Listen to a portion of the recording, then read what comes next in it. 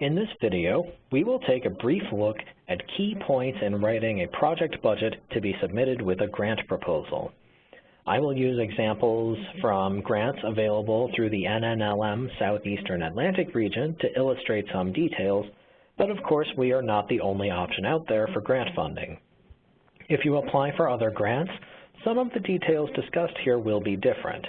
But the goal of this video is to give you an idea of the information you'll need when creating your budget.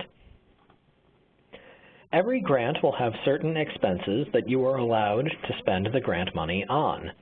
Money from NNLM grants can cover a variety of things, including project personnel, travel, equipment and technology, collection materials, supplies, publicity for events related to your project, and printing. Be aware that a grant might place limits on how much money you can spend on a certain allowed expense. This limit might be either a specific dollar figure or a percentage of the project budget.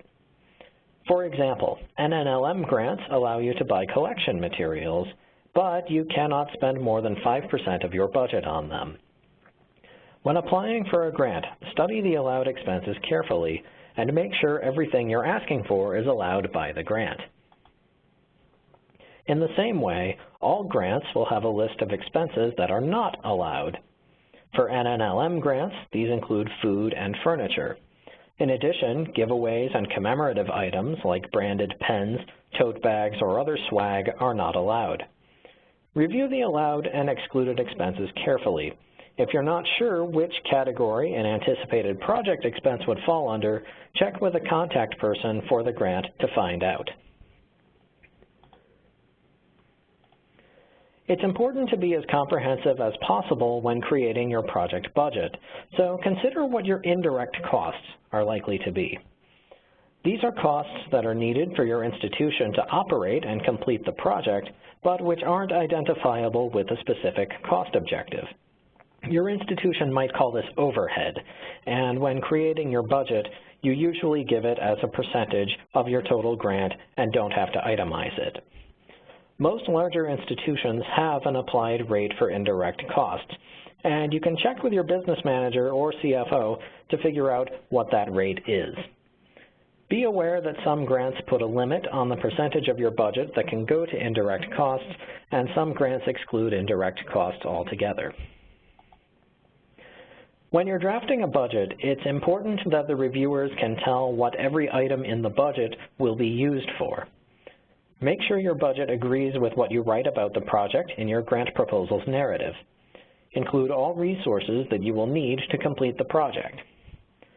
Also, it's important to be as specific as you can in describing what you will need. For example, don't just say you need $1,000 for equipment. Instead, say you need $900 for this specific model of computer and $100 for this specific model of remote mouse. Some funding organizations might require you to submit quotes or catalog listings for certain items as a supplement to your budget, so be sure to retain this information if your grant proposal will require it. A few final points to keep in mind. When preparing your budget, make sure that your budget figures add up correctly.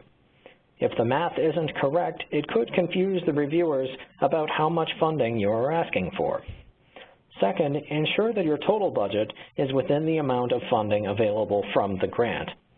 And finally, double-check that everything you describe in your proposal's narrative is accounted for in the budget. Besides giving you the most accurate possible prediction of your project's total costs, this also helps ensure that your narrative gives a justification for everything that you are requesting money for.